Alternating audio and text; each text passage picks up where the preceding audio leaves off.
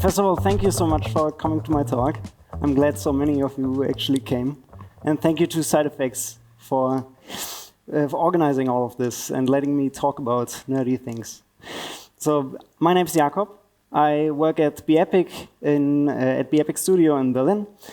And today I'm going to talk about sculpting canyons, feathers, and the future with Solaris. So by starting this off, about myself. I'm an all-rounder CG generalist at bEpic. That means I do stuff like texturing, look development, lighting, but also modeling and scene building for our work. I've been with bEpic for 4 years, and before I was a PixlVisn student, as many of you in the room as well, as I've seen. And about myself a tiny bit, I'm very enthusiastic finding tiny details and on things to focus on and make look beautiful. And there's some of my personal work in the background here. And about bEpic, we are a mid-sized studio. We do mostly commercial work with heavy VFX. We are a big collection of talented people from various different backgrounds. And we do VFX-heavy commercials, feature films, we have done music videos, so much other stuff that needs good-looking VFX. And we've been working on very different projects, some automotive work, some creatures, some motion design, some everything. And here's a small demo reel so you can get an understanding of us.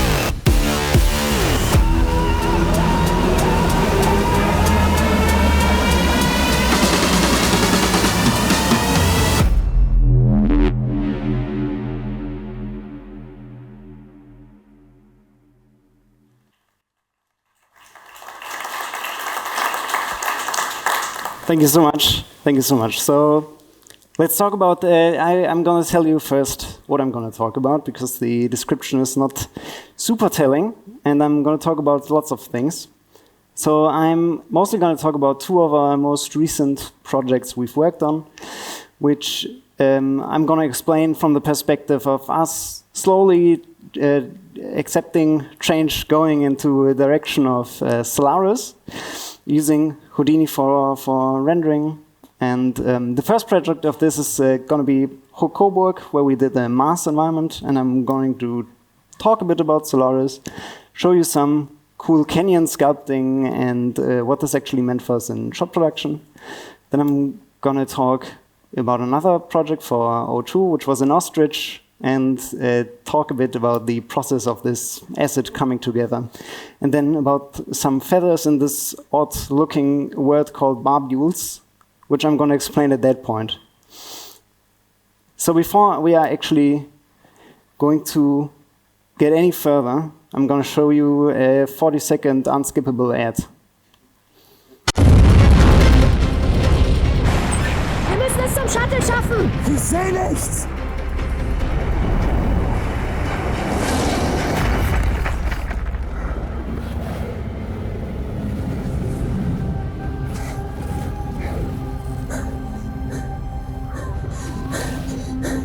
Wie sollen wir jetzt hier wegkommen? Ich hoffe, das Teil ist bei der HIVE versichert. Jetzt mal ehrlich, in so einem Moment denkt doch niemand an die Kfz-Versicherung. Aber wenn, dann an die Coburg, der beste Kfz-Versicherer zum fairsten Preis. Wir kommen.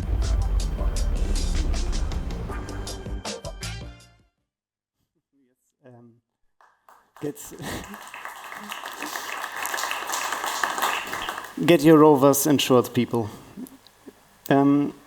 So first of all, I want to talk why we even considered using Solaris for this project.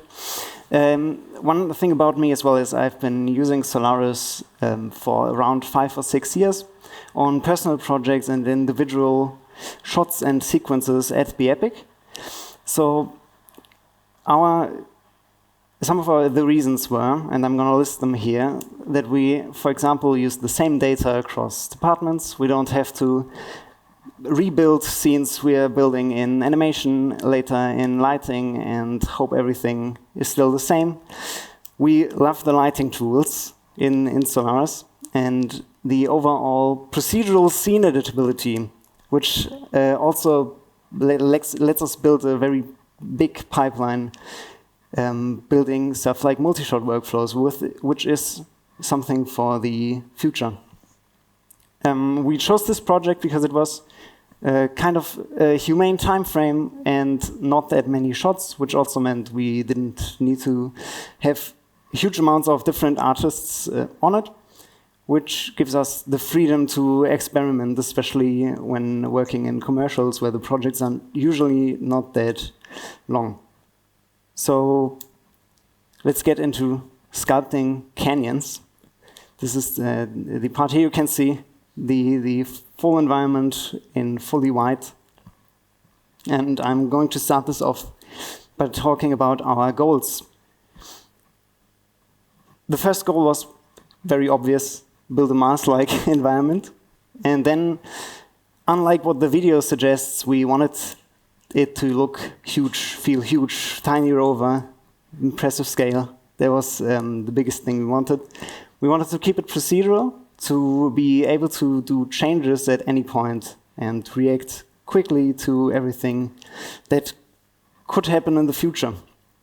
And so in this, I'm going to guide you through a bit of the process that I built, and I'm going to show you some cool videos while doing so. So the whole environment is built on the HIVE field toolset in Houdini, and some stuff I've also been doing in Gaia, especially in the combination with the labs tools. Here you can see the overall ground of everything is just the individual plateaus, and if I'm saying we want to control everything to be able to do changes quickly, this is one of the things I mean.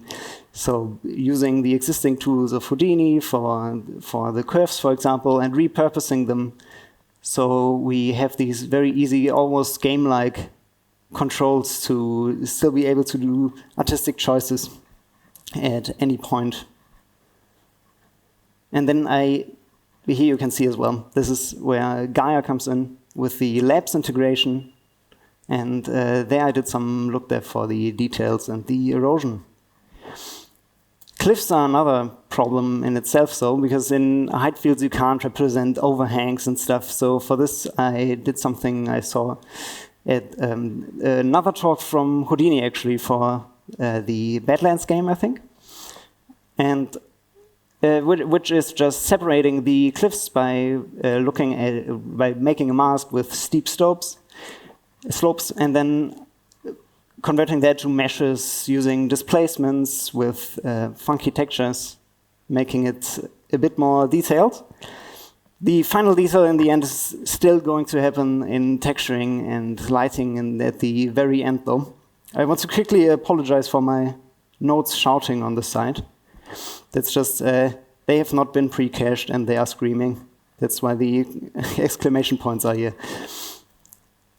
Then I want to talk about some custom details that we built in, because for the whole procedurality, you get lots of things for free, but then we want to as well just customize whatever we've built, add some creators still making use of stuff like in this example, the height field transform nodes, placing individual small details, for example, as well, these sand hills between the cliffs crevices. That's just one of these things that makes it a bit more grounded in reality. And one last detail I want to talk about is these plateau rocks, which are also created in a very similar way to the cliffs itself, just doing some funky VDB stuff, displacing everything, and it's just about building like the small library of things to use in the environment, in the canyon, to make it all look interesting in the end. The last step to the details, though, is the tiny rocks, which you can see here. I did lots of funky, I say funky a lot, but these funny things to make them look not uniform, not just scattered around. And how I achieved this was by doing these kind of hierarchically. So placing the first big boulders by themselves, seeing where they might fit in, and this is just like a fully manual process, and then doing stuff like sketching directly around them and painting details like this. Here you can see me use the spray paint, and then as well just letting stuff fall. This was very satisfying to do. I just wanted to see where the rocks actually land, if they would maybe break off naturally. And where this all paid off in the end was still having built everything procedural, was still having control in the end. Here you can see me just using the curves we created at the very first point, editing them again, just by using the first very simple mesh we've built as a base, and using it here as a deformer to make tiny changes. This wouldn't work for huge differences, but for small adjustments, this was very, very nice. So it wasn't a big time-consuming thing to just generate everything again. And here you can see the final product and also its first steps in Solaris. So we are using the Ion pipeline that you may have heard of. So in this case, this gives us already a good foundation of you working with USD in general. So in this case as well, I'm publishing, for example, everything and keeping in mind to, for example, keep the rocks separate so we can use them later in later steps in the shot production. And that's what I want to talk about next.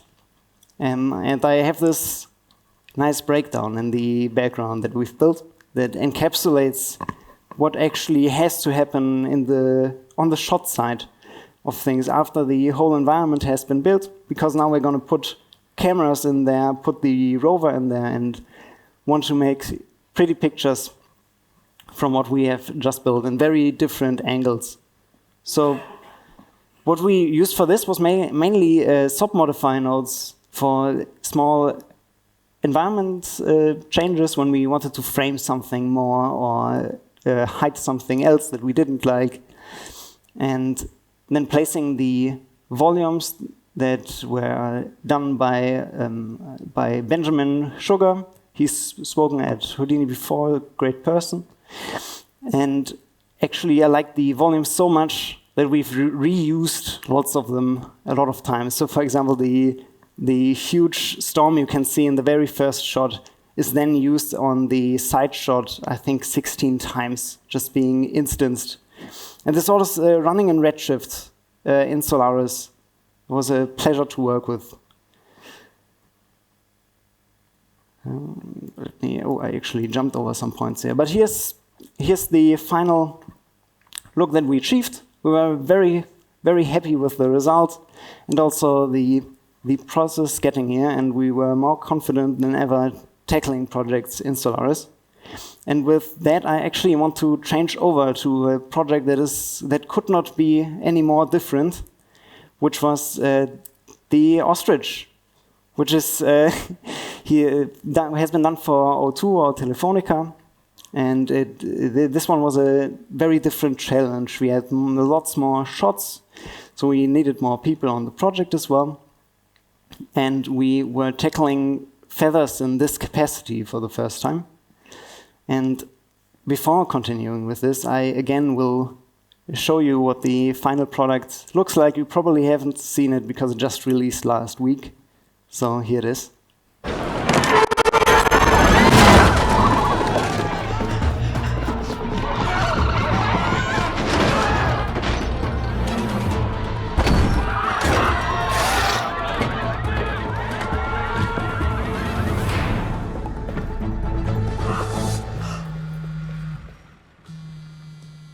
Das glaubst du mir nie. Ich hab Empfang. Im Parkhaus. Mit O2. Das besser als du denkst Netz von O2. Mit Zufriedenheitsgarantie. O2 can do. Yeah, cool. But before actually jumping in, let's talk about the elephant in the room, or rather the ostrich. He's called Ozzy. He is. We've done lots of different creatures at bEpic before, lots of very, very furry creatures like bears, for example. But this one presented the challenge of actually rendering feathers in a different way. We couldn't use cards because we were too close to the asset, and this was also the first creature we've done in Solaris. So before starting any actual asset production, we actually started by building a small prototype. And I'm just going to show you some of the very, very early images here, which are some very simple rendering tests, and these just serve the purpose of looking better in the end. So these first prototypes were just about testing everything we could. So rendering, deforming the actual feathers in shots by using cards, motion blur in different render engines, and the Houdini feather procedural, which we also used in the end. And all of this ended in this a bit weird-looking ostrich in the end. There was just the prototype. He has huge feet, thanks to our rigging artist, Florian Friedman, over there. And it also ended with us having a very accurate depiction of 3D artists on Monday mornings. All of this also led us to one big decision, which was trying out Karma XPU for the first time and rendering the whole shots on this. And I want to explain our decision for this a tiny bit. So we've been using Redshift for 6 years now and doing lots of commercials with it. It's super fast. We are happy with it. But that is the ground of this is XPU. We already have a studio working with graphics cards. So this was that's why we even considered doing this. The actual reasons, though, were stuff like this render engine has great fur shading, especially in the last few versions. This has been a real pleasure to work with, especially also rendering everything in a great set of AOVs, which our compass really liked. And we were also very happy with just how performant it was in the end. So at this point, we actually let a grooming artist called Jesus FC, who we've worked with lots of times, do the groom. So I'm going to show you the ostrich without the groom. Please be not scared of the turkey ostrich. This is him, naked and exposed. But yes, while he was working on the feathers and we already did our tests, I started doing some look development, making him look very detailed and crunchy for the close-ups. This is where we landed with the asset. We were very happy. Now I'm going to show you a very quick rundown, because we are not fully in Solaris yet. We are currently working on a working pipeline, and this has meant a small transition phase for us. And what this meant was, I'm going to show you the process of what we did here. So as I said, we are using Ion. The whole asset is set up in Solaris, like basically very, very easy to compare to the component builder workflow. So we have layers for different departments. The model is split from the look dev, and the groom has its own layer where the deformation setup and everything is in already. And then we just load it into a shot with this. This is basically just a reference node. We then build a custom HDA, which is also super simple. It just does, it loads in our animation caches and just replaces the positions and gets the transformations and the bounding box, which is really all we needed. And then as a last thing we built, it was kind of unnecessary in the end, but we just built a very simple sub-modify HDA, which would then deform the feathers before we actually did simulations, which we definitely would do with just vellum solvers in the end. But now I'm gonna talk about feathers a tiny bit, and before starting, I will just give a very, very rough overview of how the feather system in Houdini is implemented, which is, and with its corresponding keywords with this, which is we usually work with shafts. This is just the shaft of a feather. It's created this in the same way as all the other grooms we usually do. And then we generate from those the feather barbs, which could look something like this. But most of the time when you work with feathers in Houdini, you actually work on condensed feathers. And this means that your barbs are actually represented by individual coordinate vectors that are saved on the barbs, on the shaft themselves. And then we just render all of this, or generate the actual feathers in the end on render time. This is super performant to work with, and their system is very brilliant with this. And just as a quick reminder, this is what the Houdini feather procedural in Solaris looks like. For future reference, this is just the node that indicates where everything is, so we generate the feathers in the end. But one thing that the Houdini feather system does not include for good reason, but which was very important to us, is actually the stuff that comes underneath, which is just more feather. And this is the word, this is barbules. This is what you call them. And I want to talk about those a tiny bit. Barbules themselves, they are very important for aerodynamic integrity in bird feathers. Very unimportant for ostriches, though. They are just used for getting rid of dust. So I want to talk about two implementations we tried out for our close-ups and we used. Here you can see a sharp image of the ostrich feathers from very, very, very close up. And this is what they look like when no barbules are actually attached to the barbs. And one of these techniques which I used, and it was very important for us to still be able to use the Houdini render procedural, the Houdini feather procedural. So one of the techniques I call barbule tubes. And what I do here is, this is just a feather close up in white. On the right, you can see the shaft. We are very close to the barbs. And the first technique is just, I generate the barbs twice. And once I just make them a lot wider, this is represented here by these blue rings, but they would be shaded the same in white, just bigger if we saw them like this. And you can generate UVs on these just by taking one channel and randomizing it for some random offsets for noises later, and then offsetting the UV coordinates with like a phasing ratio mask if you've done shading. I hope this term makes sense to you. And by sampling noises on this, you get something that kind of resembles what barbs look like. And if you then blend these into the image, also using like a remap of the phasing ratio we've used before, you can get shapes that look like this.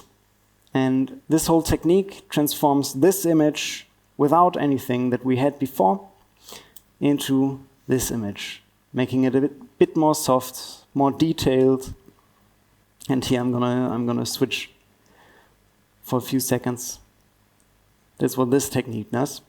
But I was happy with this. This works quite well. This is still quite performant since we don't have that many barbs in the end on a bird with feathers this big. But I wanted to get one step further and get a result like this. This is where I wanted to land. And for this, I want to take a look back at the Houdini feather procedural, because there's one very, very nice thing hidden in plain sight, which is the vex expression parameter. And if you know some vex, you can abuse this a lot, because this is actually just an attribute wrangle inside the procedural running on the prim level, and so you can do stuff here. What I then wrote was a small script that would generate next to the feathers just some ribbon meshes. And this is what those can look like. So I built into this that they would randomly rotate outwards when you from the shaft outwards. So we can have some directionality in the light later, because especially on ostrich feathers that are not very stiff together because they do not fly, that makes it really look a bit more realistic.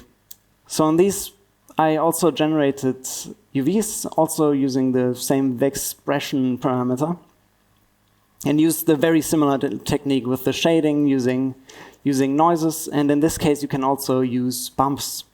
And this is what it looks like in the end. We were quite happy with this. We've been using this for the very close-ups. And here I have a small comparison. So you can still see this. I'm going to go even closer. And that's the technique. Oops. And that is basically it about feathers that I'm talking about. I'm going to show you Aussie again, here in its final state. This is the final asset. We rendered this turntable again. And with that, I actually want to thank you.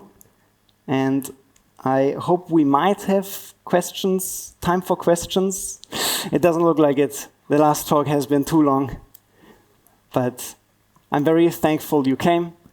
If you want to contact bEpic Studios, here are the necessary information, and mine as well.